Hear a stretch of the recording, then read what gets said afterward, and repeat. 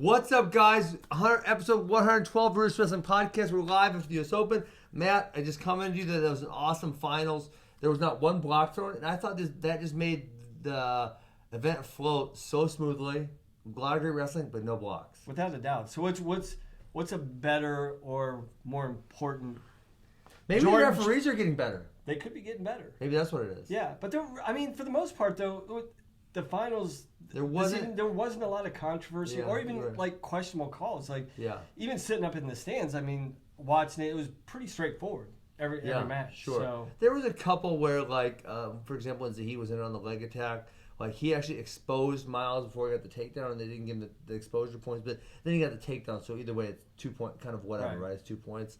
And then, we brought up the Zilmer head out of bounds call. Maybe that was, that could be. We'll get into that. At 10-2, you think, hey, that's not something I'm worried about. And maybe that's. But then it should have been worried about. Maybe that's on the refs too. Maybe they're like, I don't have to worry about this. 10-2. He's gonna tech him or whatever. He's 10-2. I'm not gonna worry about this. Yeah. So okay, well let's kind of go through weight by weight here of the finals.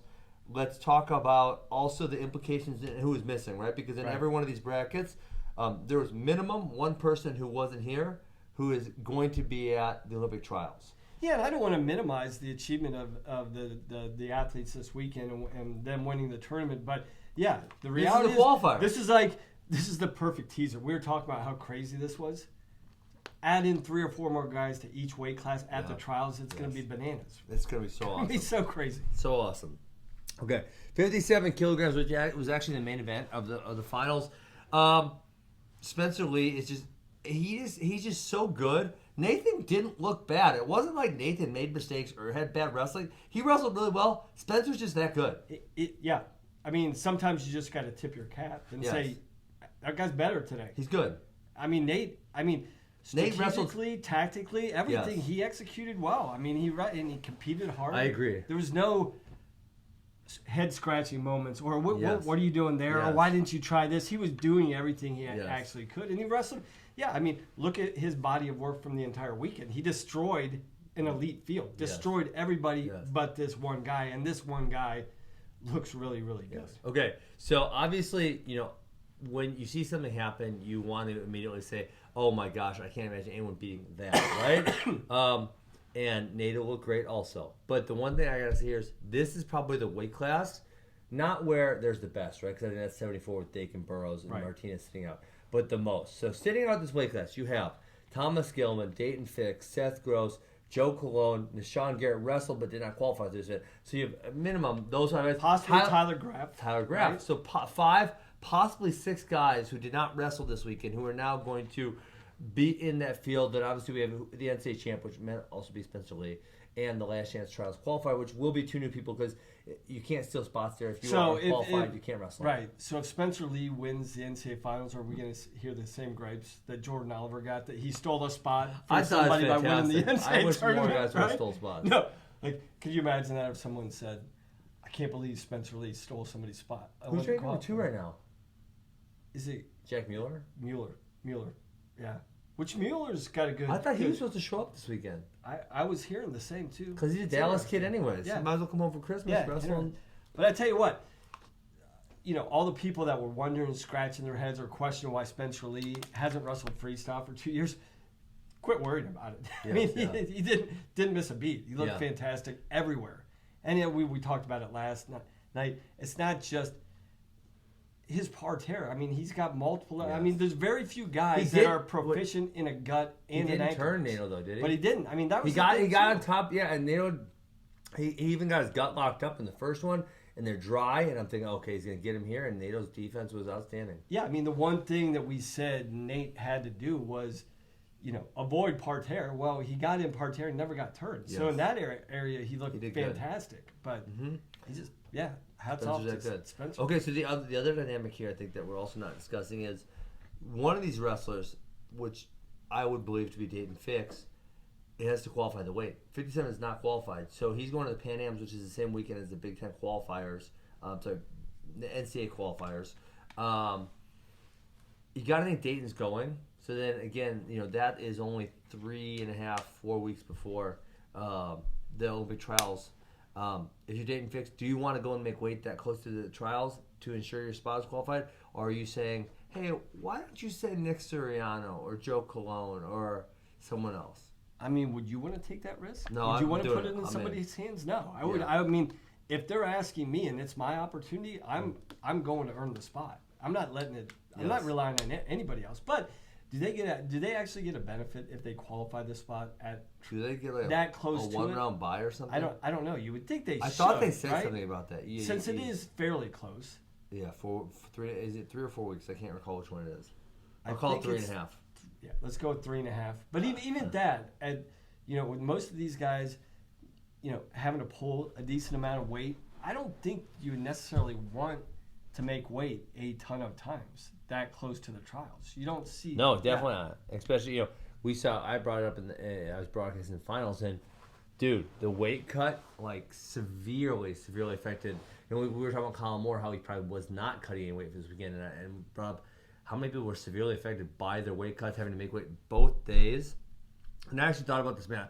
I don't believe at the World Championships or the Olympic trials or the Olympics, none of those do you have to make weight and then kind of wrestle right away on the second. Because isn't the second day in all those events just the finals?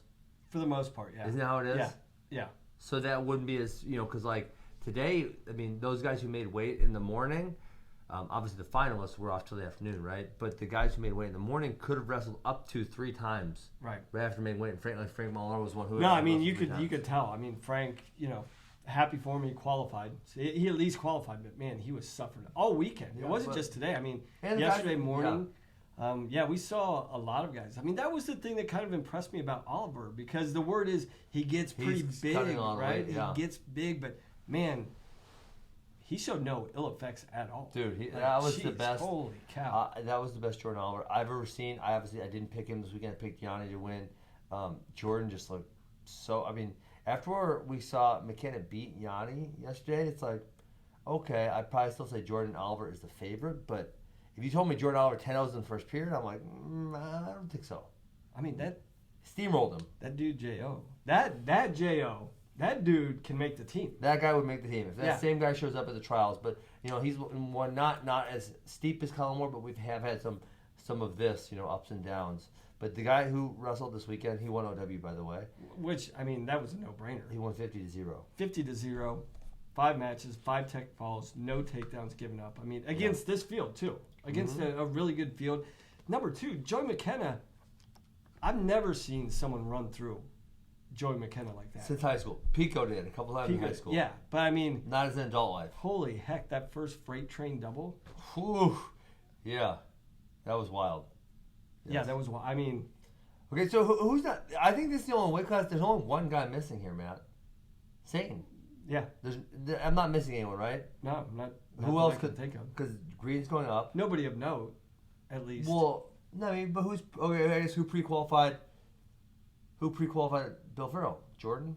No. Yeah, Jordan won. That won. was the talk because he came so here. There's no one else there. Right. So there's no one else pre-qualified because the 61 is going to go down. Yep. Graf or Cologne, right? The last 2 61s. There's no one from 70 coming down.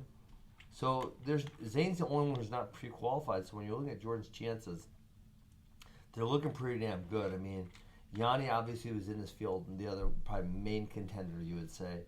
And then the only one I hear is Zane. And if that Jordan shows up, he beats Zane. Jordan, I mean, I think that if Zane can bring whatever pace he wants. But the other thing that would impress me was, it's not like we got a look inside of Oliver's conditioning because he wasn't on the mat. He killed everyone. I mean, he tech fouled everybody, so he wasn't on the mat for 6 minutes. But his conditioning looked outstanding. His pace looked outstanding. His conditioning looked outstanding. Like all the things. I like the fact that he brought up the weight, Matt, because that was a story to me. Is that everyone's always said that was really tough for him to make, and he made 2 days in a row and wrestled fine, no effects. Look good.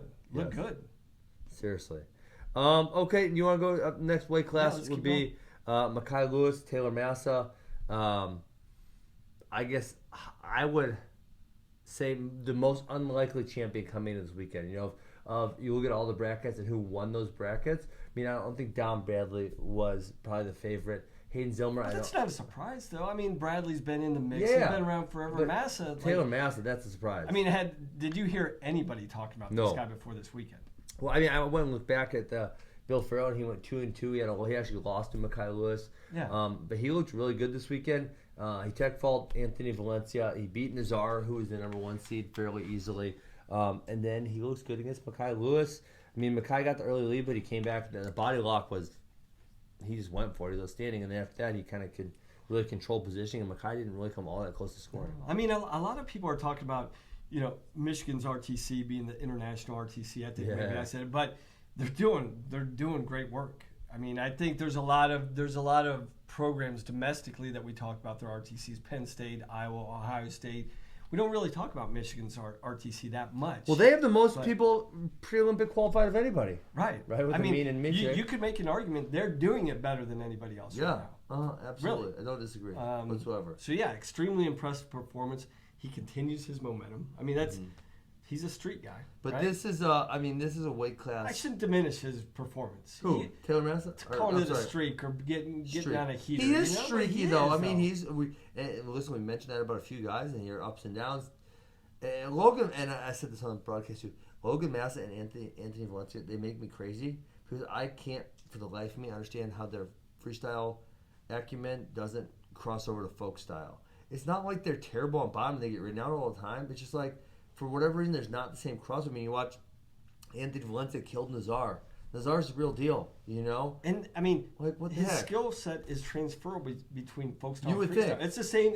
It's the same thing. We see the same. I don't know what it is. I don't. Mm-hmm. Yeah. That's really annoying to me. Yeah. Hey, I just checked. Jordan Oliver went in round 2 against Sean Foss. He went 3:30, but first round he had a minute tech fall, and then he went 2:40 against Bryce Meredith. 2 minutes 40 against Nick Lee, and I believe 2 minutes 30 against Joey McKenna. So think about that. He only needed less than 3 minutes to beat Bryce Meredith, Nick Lee, and Joey McKenna back to back. That's like wow. Do you think there's an element where he's making a statement? Like, yeah, he made a statement. Yes. I mean, like, yeah. Yeah. I mean that looks like optimized JO. I mean, he's making it look like everybody out there. You better be glad I stole this spot from somebody, because if that guy earned this spot, I would tech fall you too. Right? Not Bryce Meredith. Bryce Meredith was tweeting that he was disappointed in the spot. True. Stolen. Although, the one hard thing about Twitter, you can't read the intention of the tweet, and what sarcasm or whatever it was. The other guy really important. I thought impressive performance here. Nick Lee beats Jay Nyerman on the front side. We talked about Jordan kind of kicked his butt, but he kicked everyone's butt. 10-0's Frank Molinaro, and then he injured default over Yanni. So Nick Lee finishes in 3rd place. I mean, so we're talking. You're talking about a 5 seed at the trials for Nick Lee. I mean, that's because you're gonna probably go Zane, Jo, Yanni's probably gonna get bumped up, and then probably McKenna, and then Nick Lee. I think. So maybe in some ways, did this answer some questions? I know the question this year with Nick Lee, would he finally make that jump? He's had 2 5th-place finishes at the NCAA tournament. People are like, he's kind of the same. Is he gonna jump? I've said that. He looked like he jumped levels. The guys he beat tournament. now. Okay, he goes. Ethan Lesiak 10-0, Ironman 10-6, Joey Lazor 10-0, lost to Jordan Oliver, beats Frank Molinaro, wins over injury over Yanni. I'm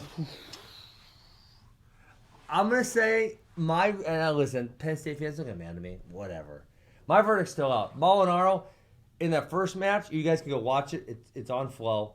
Watch his first match. Who did Molinaro wrestle the first match? Do you remember of the today? When he was cramping up so bad? He didn't get up. If he won the match, he couldn't get up. Yeah, so I mean... Oh, it was Evan Henderson. Yeah. He beat him 10-7, and he literally laid there for a minute after the match. What in the world? And if you've ever experienced hamstring cramps... I have not. I actually have never had a hamstring cramp in my life. It's the worst. I mean, you know how bad I have one type of cramp, Matt, that I've ever had. I have this muscle right here, and it pops up under my rib, and it pushes my rib out, and it's really painful. And then I have to bend backwards really fast. That's the only cramp I ever have had. Right there. This muscle, this top ab muscle, sucks up underneath my rib and pushes out, and it's really painful. So you did answer some questions. You do have abs then. One ab. One. Yes, this ab muscle, this specific one, pushes up. Ab. It pushes up under this rib muscle right here, push a rib bone and pushes it out, and it's super painful. I don't know anything about leg cramping. It's the worst. I mean, calves are bad, and you can kind of rub them out. I've never had one. A hamstring, I can't relate to you right now. But a hamstring one, So you've had these? Oh, it's the worst. Really? It puts you on your like you don't even want to get up. So that's what Frank had a hamstring cramp like every single match. Yeah. Wow. Okay. I need to get one. I need to like dehydrate myself to get one of those to feel what it feels like. So you never had like when you were fighting a leg kick that kind of like. Well, I've got like a Charlie horse, but not like a muscle cramp. Only right here in this one muscle right here. In the ab. This specific muscle right there. That's it. Hey, the other thing that I thought was really cool today. I don't know if it's cool. It added importance. The top 5 qualifying, not the top 6, because you didn't see a lot of. You actually saw defaults when guys got to the 3rd place match. There was a whole bunch of defaults. But that 5th place match, boy, that was like a war. And that's where you usually see the defaults at. Right. It was crazy. And so Frank Molinaro came back and he beat. It was Bryce Meredith 7-6 in that 5th place match to qualify for the trials. And that was a war, man. I mean, and then he was, he cramped up again. And then he was like laying on the ground right in front of me on the cement, like. I mean, you absolutely saw people throwing everything out there in that 5th place match, which normally, I mean, it's funny. It's kind of funny, like at the NCAA tournament, that Saturday morning session. Yeah. You just never know what you're going to get. People start chucking each other around. It's not like it's not like there is an intensity there, but there's just more of a freedom. Everybody's on the podium already, and everybody's like, and they just kind of let it fly. Yes. Here was... I mean, for Frank, I almost wonder if, we've talked about him a lot, we both like Frank. I almost wonder if there's a sickness or an illness or something that was going along with his weight cutting too, because it was just like, I don't know. I think maybe it's because I was coaching Evan Wick and he was right after Frank every time, but it was like I got to see every one of his matches and there was, he was struggling to make it through. Because, I mean, you look at the guy, he's got to manage his weight really well. I mean, he's huge. Yeah. But we've never seen, we didn't see this type of thing happen a month and a half ago at Bill Farrell. He looked great. Yes. So you got to think there is something more to just a bad weight cut to it, because it spanned both days. Usually bad weight cuts don't last 2 weigh-ins at a time. No, usually not. I did hear he was really heavy last night though when he was cutting weight. Okay, next match. So 74, we talked about the finals, massive over Mekhi Lewis. If you guys haven't, I would be like, I don't know, maybe not the number 1 match you need to go watch, probably go watch finals, but the Anthony Valencia Tommy Gant match, which again was right before another match I was coaching, it was bonkers. I mean, it ended up being 12-12. Gant threw Valencia onto the floor twice. And there was injury time. There was all kinds of blocks. It was just like, it was kind of like, a lot of times I don't like the blocks and everything else, and it was kind of a sideshow, but it was kind of like, I'm really enjoying what's going around. This is madness. And it, like, you would... Just viewing it in the sequence you just talked about, you would think like the match got out of control. The ref, it was out of control. It was crazy. It was out of control. They were just like chucking each other around. Yes, it was wild. Yeah, absolutely. So that was an awesome match. So then Valencia got thrown on the ground twice. Not on the mat, on the ground twice. Well, he got thrown into the table. The table. I'm surprised he didn't break his leg. He might have, but he wrestled through it because then he comes back. Then he half an hour later he's got to wrestle in the 5th place match to qualify for the Olympic trials, and he gets it done over in Nazar to qualify for the Olympic trials. So the number 1 seed at this tournament didn't even qualify. Yeah, so he's gonna have to go to it's crazy. Last chance because I don't think he's qualified. No, he's not. No. So he's gonna have to go to last chance qualifier. Wow. But then Vincenzo and Nolf is gonna be 74 kg at the last chance qualifier is gonna be wild. So is this has got to be the only number 1 seed that didn't qualify for the trials? Yeah, actually, you know what? They had this segment on FRL a couple of days ago, and we should tweet at Nomad. You guys, someone watches right now, please tweet at Nomad. He said the question from a fan was, which number 1 seed is the least likely to qualify for the Olympic trials? And Nomad said none. They will all qualify 100%. It's impossible. None of them will not qualify. So someone tweeted at Nomad. Tell him he was wrong on that one. All right. Well, I'm wrong too, quite a bit. Happens. All right, 84-86. Another awesome final. This was Miles and Zahid. Just a whole bunch of really good wrestling exchanges. I mean, these two put on a show. I mean, the one thing that really impressed me about Miles was his defense, his head and hands defense. I've never seen Valencia struggled to get to the legs like he did tonight. Yes. Now, when he got to the legs, he converted. But, Absolutely. For the most part, Miles' head and hands defense was just, and his Yeah, so those counter offense. I think Miles' reattack was down block, unreal. go behind / down block reattacks, which I kind of put all in the same category. I think they're literally just as good as anyone in the game. Like, there's no one who I'd say, no, this guy's. All right, we brought this up. way better. You said this. What? You're putting him on the level of JB's reattack. Yes. I'm being very specific here. Down block, go behind / down block reattack. Miles Martin is as good with his timing as anybody. Yeah. I'm not arguing, but I think so. I mean, maybe if you're watching this and you want to disagree and maybe put some video clips up or something, that's fine. Go watch the one. I know it's been taken down. It's on Flow somewhere, unfortunately. His one against Alex Derringer yesterday to win the match. I got up and demonstrated here yesterday. It was a thing of beauty. It was unbelievable. And he had a few today in the finals against the Heat also that were just like, wow. The footwork, the transitions, fantastic. Now, the area we said he struggled is that when Zahid actually got to his legs, I think every time Zahid actually got his hands locked, he scored, I believe. Close. I mean, there was a few times where he went into a crotch lock and turned the corner. Miles did. But are you sure? Yeah, he did. But for the most part, to your point, he was getting through the attack and finishing it. Yeah. Same thing with his parterre defense. Got gutted one time. So as fantastic as Miles looked, and I think, man, this was, again, a version of Miles Martin that we knew was out there. Yeah. And he started showing it. But, if he can address these things, and, this is the area of, sometimes we overlook the fact that he's only 4 months into full-time freestyle. Miles. Wait, 4 months? No. Well, just recently. 7. 7, okay. I'm bad at math. Just ask my kids. They'll tell you. They'll tell you? Yeah, I'm really, math is my strongest subject. I was really poor at writing. I can't write with the damn. As well as you can talk. As much as you know what I do now? If I get interview requests via email now, I'll say send me questions, and I hate writing.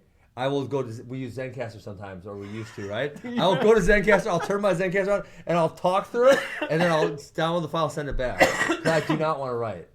Yeah. Huh. So then they have whatever I said.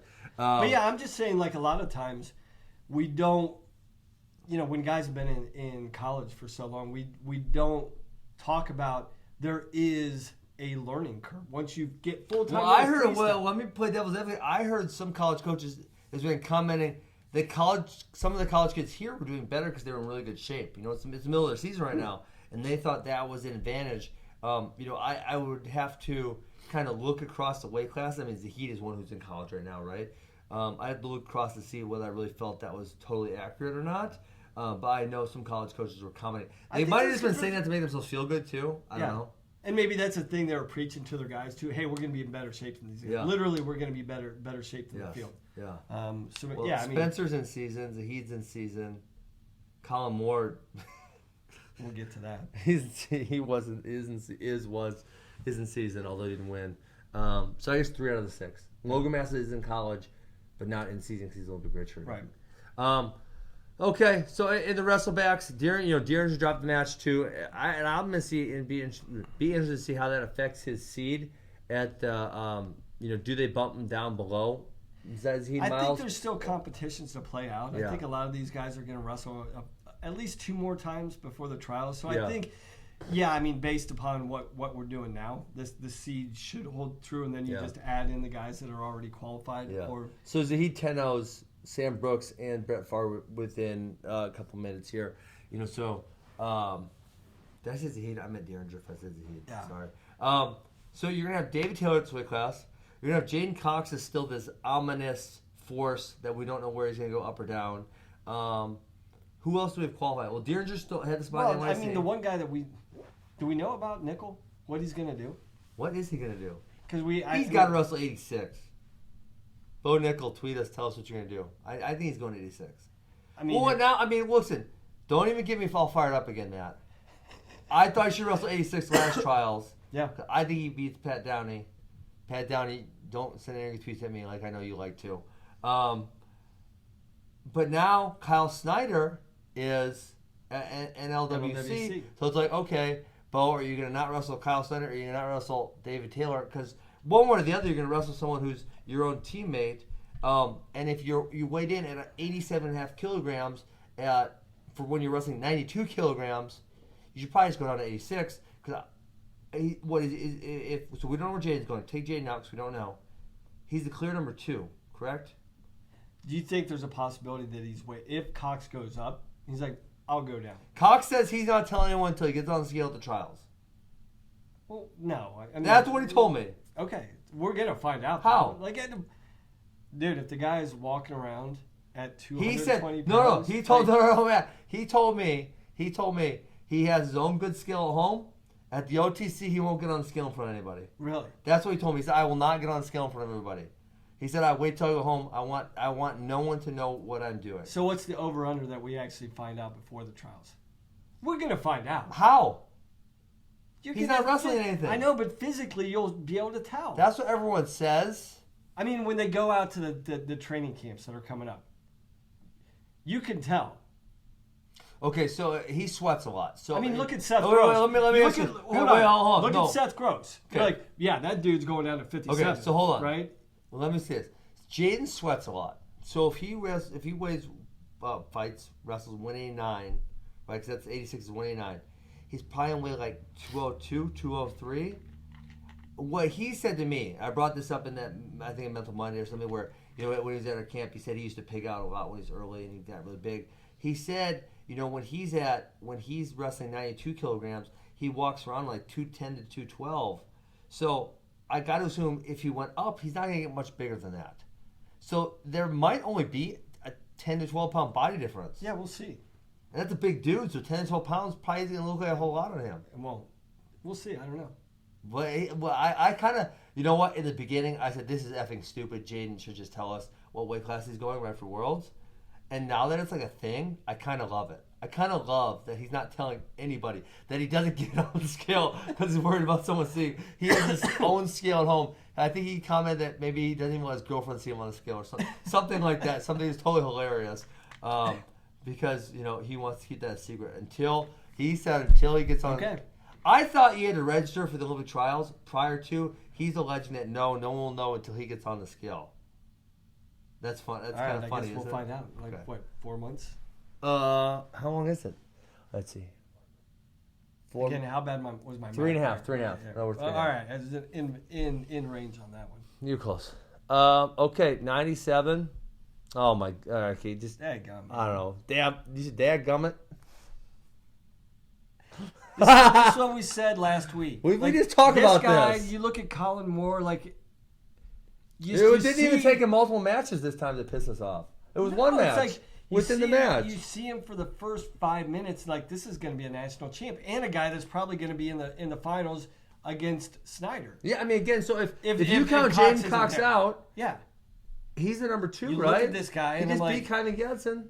But this is exactly why, like, he should win the NCAA title this year. But this is the reason why he wouldn't if he does something like this. Yeah, well, this is why you can't, like, this is the reason why you wouldn't go bet money on Colin Moore, because he's going to be like, you know, in your betting odds, I don't know how many of you guys gamble, but he's going to be a minus money, meaning you have to bet a whole bunch of money to win not that much, because he's going to be a clear favorite. Yeah. And so when you have a guy who's going to bet a whole bunch of money to win not that much, and then he does stuff like this, you're like, well, no, I'm not betting on that one. No. If you're going to have one of these, then you want to bet the guy who's the underdog, who maybe gets hot, gets on the heater like Logan Massa, and wins it. Because you know, going to this weekend, Logan Massa, you're going to bet a tiny amount of money, and he wins, you're going to win a whole bunch because no one really saw it coming. You know, and it was one of these things where, okay, let's set the stage. If somebody wasn't watching this that's listening right now, he was up 10-2. And almost so. And had an ankle leg. Correct. So he got the first ankle turn. And then they've been calling it. I don't like this call at all, but they do it all the time. So Hayden Zillmer's on the bottom, and he throws his head out of bounds, which the rule is if your head touches out of bounds, the action is over. And so they stop it. A lot of times they're going caution 2 on this one. On this one, they do not go caution 2. They just blow him up. And I thought, wow, that's kind of smart by Hayden Zillmer. Which I thought was a little kind of BS in the sense like. And you saw it, so you saw number one. yeah. It was obvious. You know, some guys. It was obvious. Everybody, if you're wrestling in freestyle, know if your head goes out, so you kind of got to sell it. If you're out of bounds, you look like you're fighting, and then your head grinds. Yes. He was going to get laced again, though. He freaking just flat out headbutted the mat. Like he went boom, headbutt. Smart. But so I don't know if the ref just chickened out and didn't want to end the match on that call. Yeah. Or he was like, this match is over anyway. It's 10-2. And not much time left. I'm not going to call it. But yeah, I thought that was, I don't want to say it was a blown call, but an overlooked call or an ignored call. Yeah, because it was 10-2. But my thing with Moore was like, it's not like some guys, we've seen the wheels come off when guys just totally go on defense, totally get on their skates and run and bad things happen. Which kind of did. But he was still wrestling. I mean, he was still attacking. The other strategical mistake he made was Zillmer gets up for headlock and he backs to the edge. And it's like, okay, give up your one there. We could have dropped to his knees too. And then if he drops his knees, he gets pushed out maybe 0, maybe 1. At worst case, if he somehow still for headlocks him, it's 2 and not 4. Because learn from the situation earlier in the match. You already got head pinched and gave up a 4. You know, I think he gave up 2 in the beginning. 2. Regardless, he was in that situation and gave up early points. Yeah, that was the first points of the match. You get head pinched again, get the freak out. Take your penalty point. Take your caution and 1. Because that 4 changes the game where now once it's, I mean, even if Hayden Zillmer scored a 2 and a 2, it's different because once you get that 4, you win. Right. You know, so unless the other guy obviously has a 4. He's automatically got the criteria. Yeah, so he scored that first head pinch at 10 seconds into the match. Yeah. And then Colin Moore had one nice duck on her, but Zillmer shut it down. So I guess again, don't know where Cox is going, but Zillmer's probably the likely 2 seed if Jaden's not there. Well, Machiavello probably. Oh, Machiavello, you're right. Yes, correct. So Machiavello, is there anyone else we're forgetting about? Bo Nickel, we don't know where he's going. He better go down. Bo Nickel, you're going down. Let me give you some advice. Am I allowed to give him advice? What do you think Kale would say to that? You know what one of my favorite Kale things ever is? And I really want to interview him, and I hope he uses his line on me at some point. When I don't remember if it was Piles or Nomad, they said something to me. He goes, "What, you got a plan?" It was like the best line ever. Oh, really? Do you have a plan? Like, it was just such a funny burn. And so I hope if I ever interview Kale that he would use that one on me at least one time. Okay, that was good. That was real good. So he's sitting at home. People don't give him credit for his humor. He's actually a really funny guy. I think Kale's probably sitting at home watching our YouTube podcast here live, and I said Bo Nickel's on it. He goes, "Oh, Ben, you got a plan? You got a plan? You got a plan? Okay. hey, why don't you fly on in, share more, right?" So funny. Okay, heavyweight. Don Bradley looks good. The match. This match, Don Bradley and Anthony Nelson. Neither one of these guys are super dynamic. It's always going to be a grind-out match. Dom looks good. Got 2 push-outs and a on-the-clock point. And he kind of controlled the match. I mean, this is the thing, and I'm not... we were talking about this before the podcast, and obviously it's the Olympic year. It's the year everybody dreams of their entire life. But, man, do we get the best versions that we've ever seen of people. This version of Don Bradley, I haven't seen him look this good in maybe 4 or 5 years. Yeah. Like, literally. Yeah, I mean, he's always been in the hunt, always been in the mix for a long time, since high school, pretty much, right? Yeah. And, I think he looked fantastic. He looked really good. And then 3rd place match, Kirklevitt over Nick Nevels. He looked good all weekend. I'm curious to see if they're going to try to somehow figure out how to get him in Indiana and say that if Kassar. I heard some more rumors today that people thought the Kassar thing looks pretty bad and that there's obviously no real medical knowledge, but they think, hey, there's a good chance. Kale's telling me ask me if I have a plan again. Advising him. I think this is an easy discussion with his history. He's had so many shoulder surgeries. He was grabbing it after the match. He was getting worked on it. So something's there. Something's there. Yes. Because it's been there. And it's been there for the past 3 years. That's why he's got his... there was a point where people thought he was done. Yeah. Done. Like, he's not going to be healthy. I even had some discussions with those guys. They're like, man, if we can get this guy healthy, we just don't know if we can get him healthy. Yeah. Kirklevitt looked really good. But we don't know about his really status. The other thing. This is And then you got This Seth is Nevels. a tough weekend for Penn State. Brooks looked like he got dinged up in his last He match. definitely did. I mean, so we didn't mention that he lost to Aaron Brooks.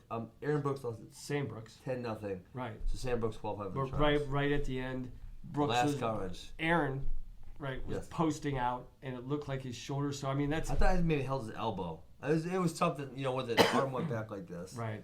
Yeah. But either way, I mean, that's two starters that got dinged up. Thank goodness. Hopefully, it's knock on wood. We're still in December, middle of December, end of December. Hopefully by March. Hopefully, it's And we not still too don't know what's serious. happening with Shaq. We need to plan on that too, Kale. What do you think's happening there? He just needs to call you up, right? Well, I've been requesting. Kale has listed. I think one thing that is really You've got important. so much wisdom to impart. To No, this guy. You know that? listen. I don't need any wisdom. I just want to interview the man. Persistence is really important in life, Matt, and I will keep asking Kale to do an interview with him for a very, very long time. It's high on my bucket list. Sit down and interview Kale Sanderson at length. That is up there on my bucket list. So who knows? I know he's turned me down a whole bunch of times. I'm just gonna keep on asking. I think people would enjoy it. I think I could ask him some questions.